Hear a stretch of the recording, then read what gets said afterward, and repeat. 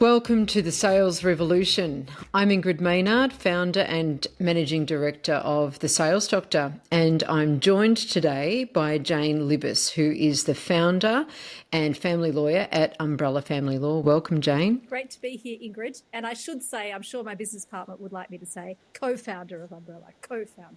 Co-founder. Well, important. Yes, important to not take all the accolades. That's right.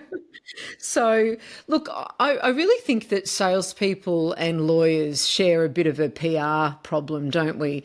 So I'm really interested, Jane, because you're a lovely person, and I think, I'm a reasonable human being as well. I think that of you too. Thank you. What made you decide to be a lawyer, and then kind of fast forward to present day? What made you then become really passionate about doing family law differently? Great questions. And isn't it a shame that it's still the case that our professions do have those bad reputations? And it makes me really sad that mine has that. And sometimes I think it is justified. But yes, it's great that there are people like us who are working to kind of try and change that, isn't it? So I guess what attracted me to being a lawyer was something that probably not most people would not say, which is that I wanted to be able to help people. Yeah, right. And I guess that's what attracted me to family law in particular, because what's more fundamental than what's going on with your family, right? I mean, it's such an absolute privilege to be let into someone's life to guide them through what's going to be one of the most significant and difficult periods of their life often. I mean, sometimes it brings them great joy and they've chosen it, but a lot of the time they haven't chosen it, or even if they have, it's not without a lot of angst that it's got them there. So to be able to shepherd them through to see a brighter future is such a gift and a pleasure to have that responsibility for people. So I'm not going to let you get off that lightly, because helping people, you could have chosen a number of different pathways, like doctors help people, well, that's true. Nurses help people, teachers help people. So what was it, besides being incredibly bright, that made you go, no, law is what? That's a good question, Ingrid. And to be honest, I suppose in part the answer is a little bit, I don't know about incredibly bright, but certainly in my day, if you were a bit smart and good at humanities, law was kind of one of the things that was seen as a bit of law was kind of equivalent to medicine, I suppose. Very much so. A bright person might do if they were good at humanities, right? As opposed to if you're a bright person who was good at maths and science, you might do medicine. You go down the engineering. Not good with blood.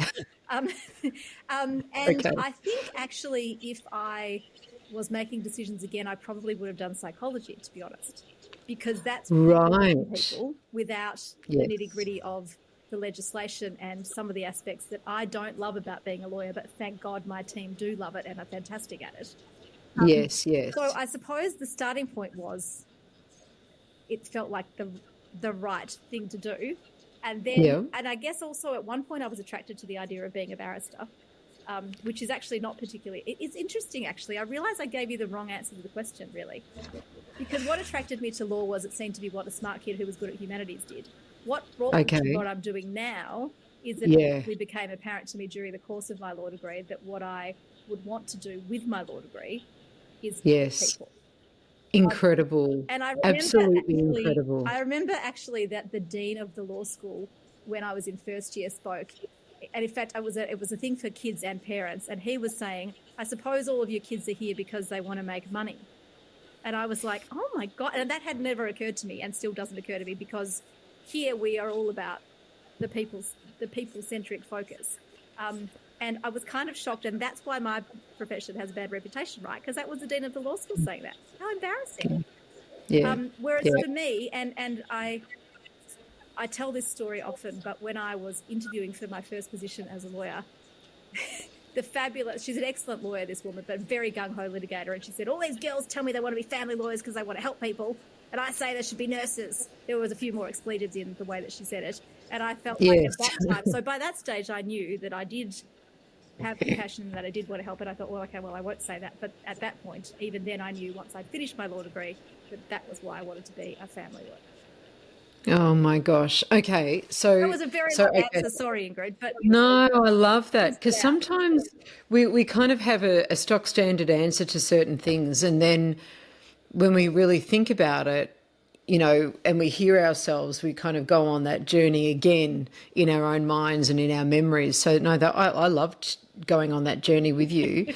So okay, I wanted because you were clever, and I know because I remember what sort of marks you had to get into law, and then okay, so then you got into it, and then you went, no, family laws where I want to yes, be yeah, to help people. yes. And then what was it that made you go, actually, yeah, family law, but I really want to do it differently? I guess because for a period of time, while I knew that I wanted to help people, I didn't necessarily know, even though I was a lawyer, that I wanted to be a lawyer necessarily. And so I went and did Right. a grad dip in counselling. And Amazing. while I was a lawyer and completed that, that was the best 2 years of study ever. Much more enjoyable for me than law. So great. And so I guess for me, I then wanted to be able to put the skills that I'd gained in my counselling qualification into practice a little bit more in my work as a lawyer. And so it just kind of resonates with, like, it's what really lights my fire is the idea of Yes. being able to do it a little bit differently and to provide that practical and emotional support to clients and not just tick the box from a legal perspective. It's what really just kind of Yes. gets me excited. And, they talk about what makes you get out of bed in the morning. Well, that does. And the potential to be able to help more people in the sort of extra caring, compassionate way that we approach things here at Umbrella really just excites me. I'm passionate about that. Oh my goodness me. Okay. So that's fascinating to me because I just think what a difference it would make if counselling was part of a fundamental, subject area Mm, or post grad, not only for lawyers but actually for doctors as well, who absolutely. perhaps are incredibly bright people, clearly very very intelligent, done a bucket load of study, but then get to the end of it.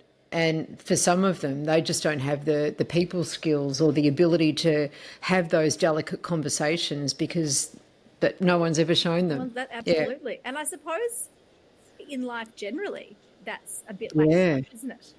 I mean, Absolutely. not to mention, we're filming this a day after or a couple of days after the big sort of family violence protests and all that, like that, at that extreme level, there's that Yeah. dysfunction of people not being taught how to relate in a better way at a really high Yes. level, but then Yes. also at a less extreme level, we don't Yes. necessarily learn how to be nice to each other or how to listen compassionately and with empathy. There's a lot of Right. kind of self-focus in the world, isn't there? 100%.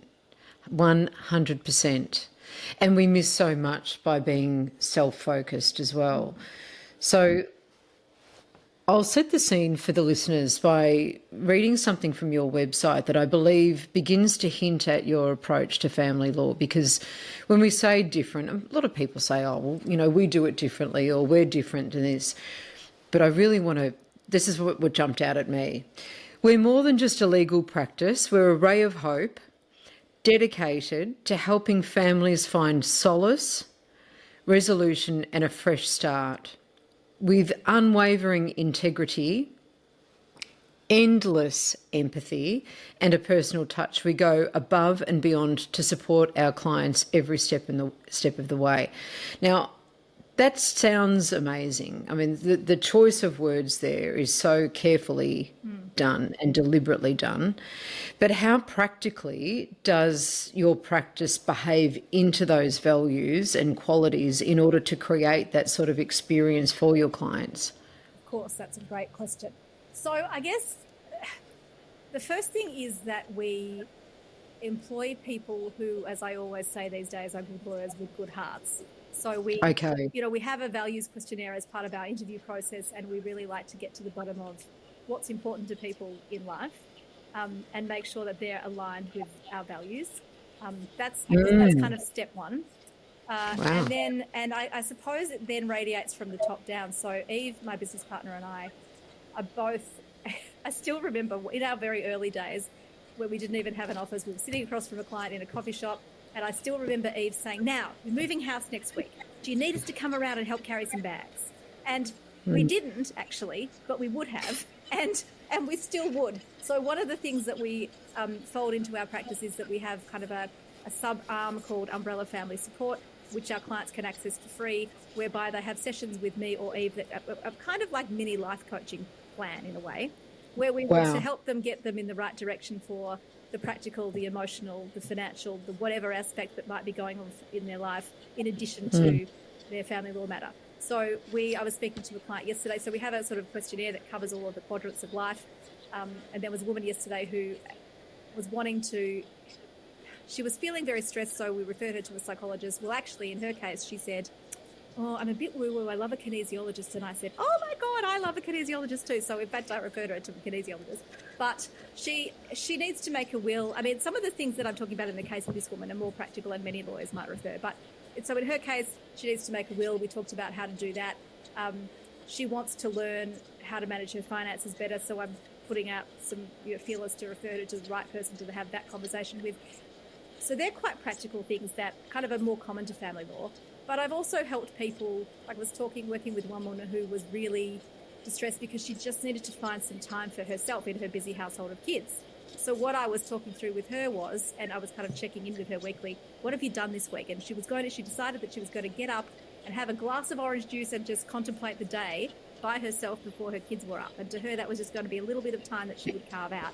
So I was checking in. We kind of talked through that together because she needed somebody to kind of help her to pause and work out, where is that little bit of me time going to come from? So then I was checking in with her regularly to see that she was doing that. I had another client who was really lost and needing to apply for a job or maybe start a business. So again, I put out some feelers to some contacts. Somebody helped her with a CV. Somebody else was potentially looking at employing her. Like just connect. It's really about being a connector, which and I have been kind of naturally for a long time. But it's really just opening up the conversation so that we can find out about all of the things that are going on for the client, and just helping them to be accountable and being a bit of a support person to point them in the right direction and make sure that they can look after themselves, really. That's absolutely outstanding. And what I want to come back to just before we go any further is that values questionnaire that you talked about, because I actually think that this is something that any business could think about for themselves. So, when we talk about recruitment, and I, when I talk about, recruiting salespeople, I believe that you recruit for values and culture alignment first, because you can teach the other things. They're skills that somebody can learn how to do. And clearly, if someone's coming along, they've got a law degree, they've got a bit of experience, you know that they can do the stuff, but who are they as people? And are they going to fit in here with the type of clients that we attract at Umbrella Family Law? So can you talk the listeners and myself through how you came up with your values questionnaire, and the sorts of things, you don't have to talk about the exact questions, but the sorts of things that you ask in order to uncover who is a fit and then who isn't a fit. So we just did some basic Googling. I mean, we could probably have hired somebody and spent thousands of dollars developing our questionnaire, but I just did a little bit of Googling and found some where there were kind of enough of sort of groups of values to get a bit of a sense then that when you put them all together and ask somebody to rank them, of where they're going to stand. And we then just have given it to employees to just get a sense of whether they resonate with us. We haven't, I suppose, gone about it scientifically.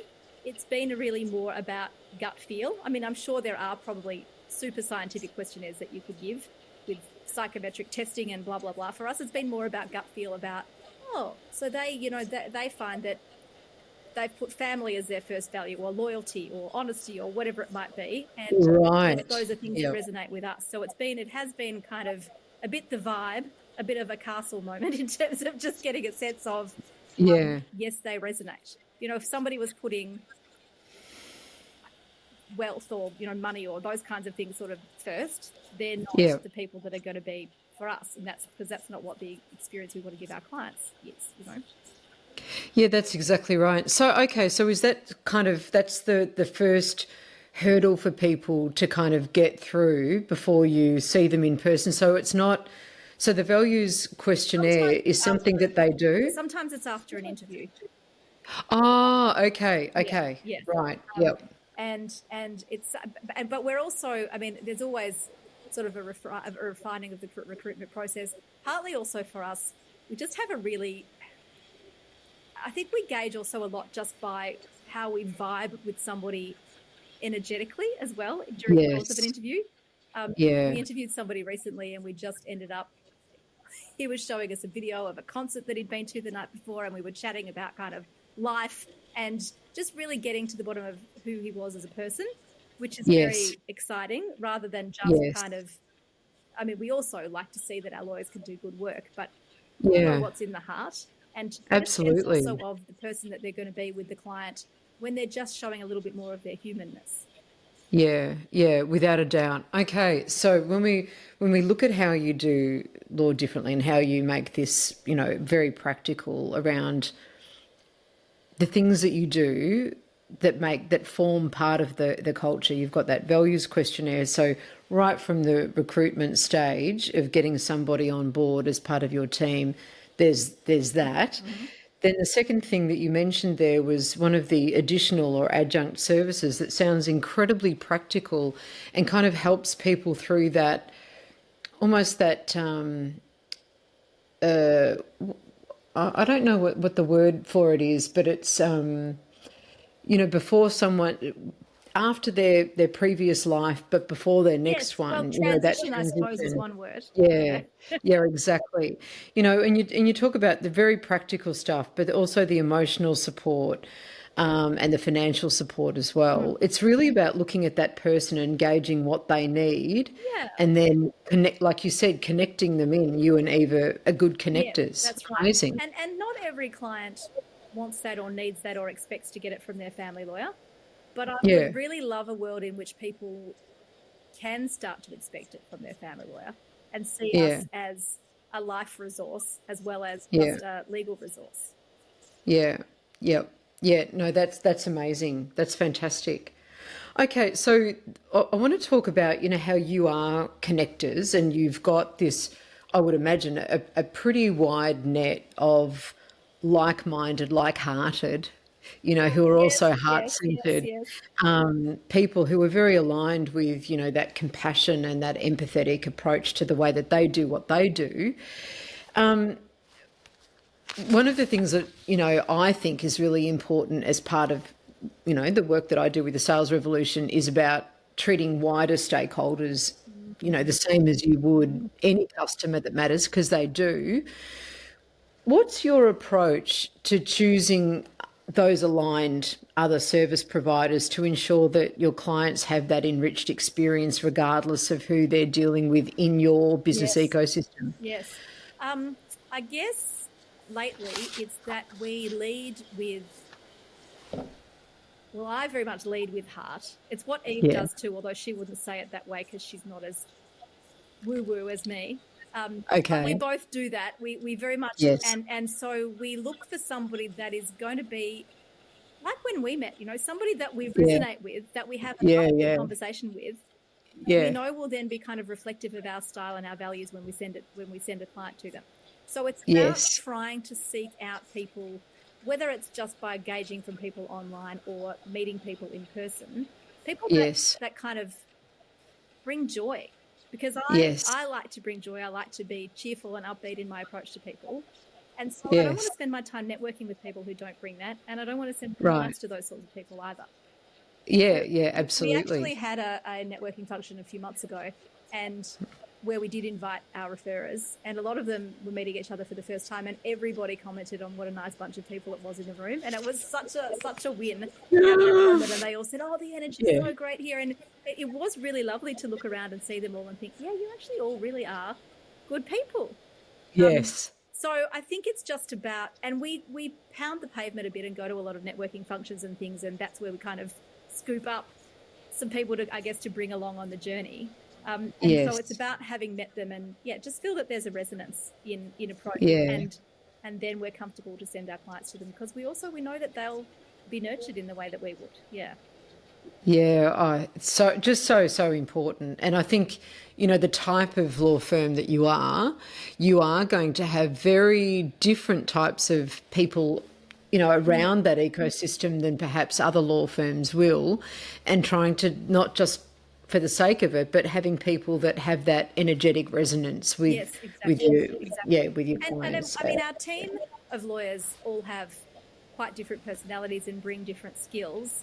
But again, there Yeah, is that kind of core value of being it's a bit of a cliche, but being a good human, right? So therefore, yeah, the people that they resonate with, who might be slightly different to the people that I resonate with, are also really upholding of our kind of overall values of just being decent people and offering a sense of compassion and support to people and being real. Yeah. yeah, absolutely. This is a question that I hadn't planned on asking, but because I'm such a sticky beak and I'm curious about this, because because there's such a sense of of resonating with someone. Have there ever been occasions where at first you have, and then your clients either experience something that hasn't been that great, which because you can't know everything, like you can only use the best kind of Absolutely. information that you've got at the time. Yes. But so has that ever happened, and what did you do as a result? Actually, interestingly, it hasn't happened with a referral that I can think of, but it does happen in terms of with our own clients. So Yeah. when we started Umbrella, we very much, there are always experiences as a lawyer when you're an employee where there's kind of that mentality of a client is a client is a client, and we need the work, and you've got to stick with them, even if they, are going to give you absolute sleepless nights, and you know that you don't mesh. So when we started Umbrella, we decided that we wouldn't act for those kinds of people, and typically we haven't attracted them, thankfully, but a couple have snuck in along the way, and we've just, and although we haven't kind of sought to part ways with anyone yet, we have just inserted in our costs agreement a kind of respectful communication policy because we want to be protective. And isn't it interesting, because you go to so many places now, don't you, where there's a sign on the counter saying, "We are all stressed, be nice to our staff," and you kind of think, God, what a world we're in. But so we've now inserted that into our own costs agreement, because sometimes there are occasions where, because our clients are so super stressed and heightened, they sometimes just go a little bit beyond where you would need them to be, and a little bit beyond where you can support, and there's actually an alignment. So we now Yes. have decided to more actively not continue to act for people where there's not an alignment. And so, Yeah. which I know is digressing from your question, but it's No, I think my that's totally appropriate. moment, because it is that sense of, and I guess therefore equally, that we wouldn't refer to somebody if there was a misalignment and if our client wasn't feeling heard and supported by them. Yeah, Yeah. yeah, absolutely. Well, I think that's a really good point, actually, and it does. So you kind of field them by being really clear about the type of law firm that you are, by making it absolutely clear on your website, in your interactions, in the services that you provide, in all of the adjunct stakeholders that sort of sit around the outside of the ecosystem, exactly who you are. So you, by nature, you're going to attract a certain type of client. But as we all know, sometimes with beautifully empathetic people, they can sometimes attract people that like to take advantage. So I'm absolutely delighted to hear that you have recognised that, and you've got something that you can do about that. But That's also, we great. want to very much support our team. We very much set out to not be the kind of employers that we haven't liked being employed by in the past. And so Yeah, we just don't want to put any of our team through kind of that sense of, yeah, it doesn't matter, they're your client, stick with it, yuck. It's yeah, not, because we're yeah, not yeah. about that.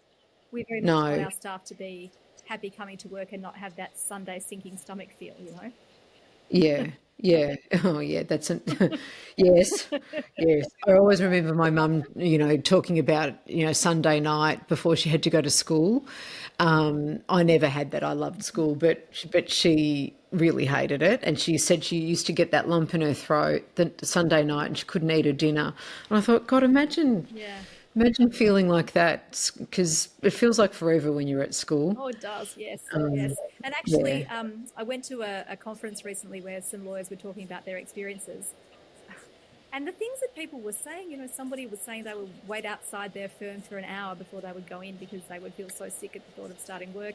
And another, there was a room which everybody knew was the crying room, and if the door was shut, it was because somebody was in there having a bad day. And it's not only important to us to nurture our clients, but to also really looking after our staff as well.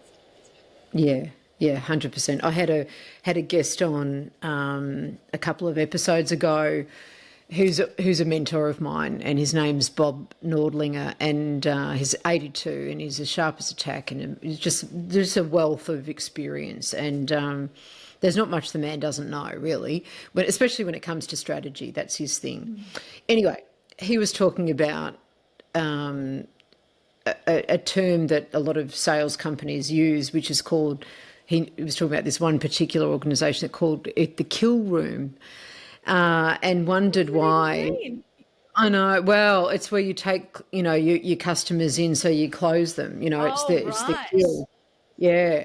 And, is it any wonder that, it attracts the wrong type of people, and also that particular organisation is probably very well known for, getting the deal, but not necessarily about the relationships that it had with its customers. But anyway, It just reminded me when you sort of said that, I thought, That's quite sweet to me, because that's so not the way that I think. No. It's not. No, I could see your surprise. They were like, well, what does that mean? Yeah.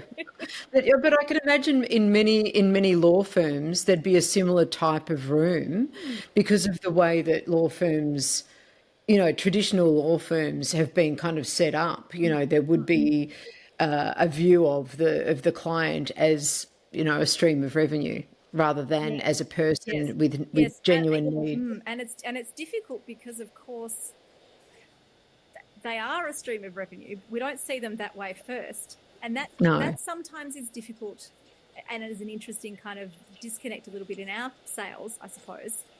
Because, sometimes clients will kind of be, but my situation, can't you help? And the reality is I would love to be able to continue to help everybody on a pro bono basis, but pay your staff, please.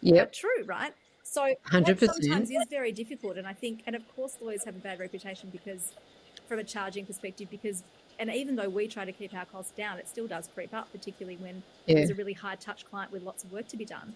And it's very difficult. And even kind of saying we care, which we do, also charge, and it's sometimes it's a difficult balance.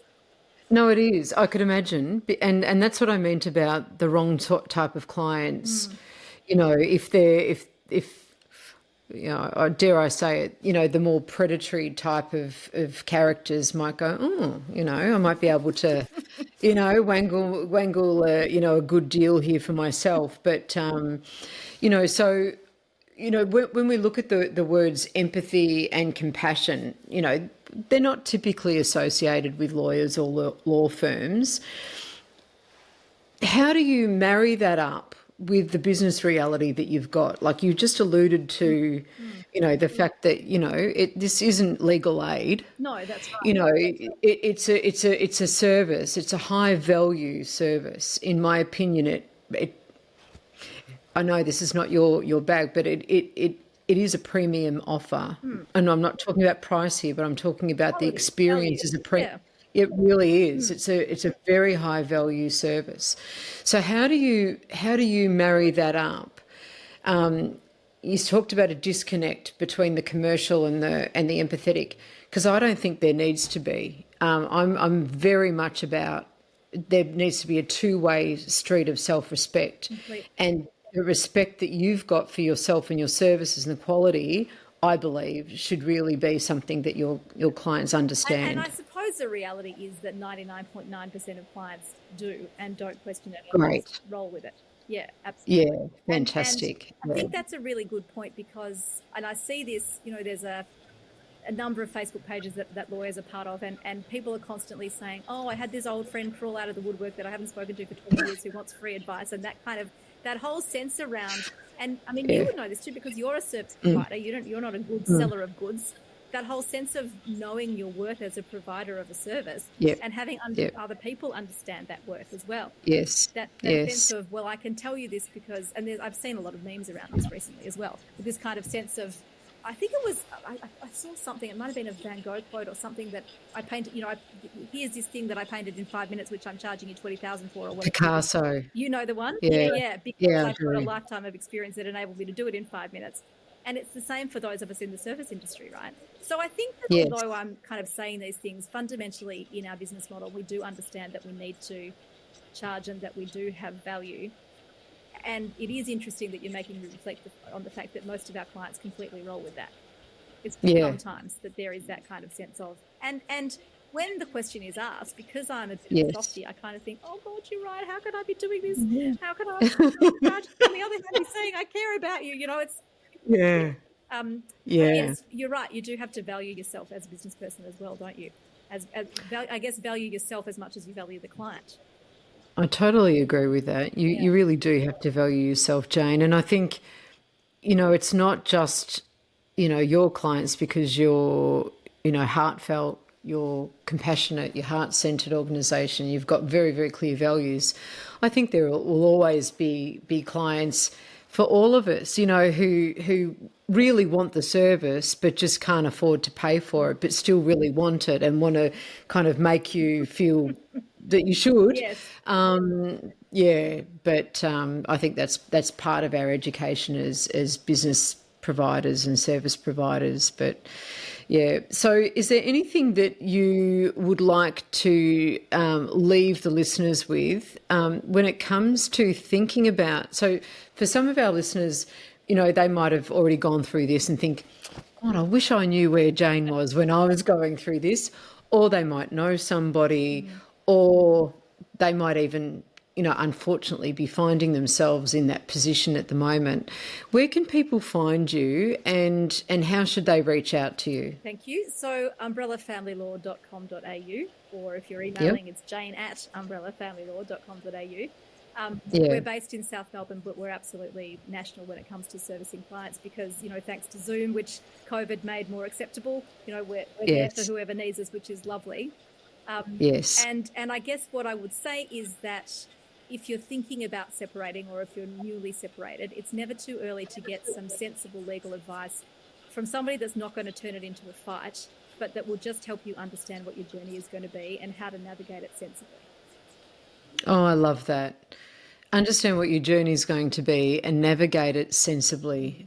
I think that word sensibly should be underlined and in bold because it's so easy to let it get ridiculous. But they'd definitely be in great hands with you. Jane, I have loved this conversation again with you and very much look forward to when we can finally sit down with a coffee and we could change the world together, Ingrid.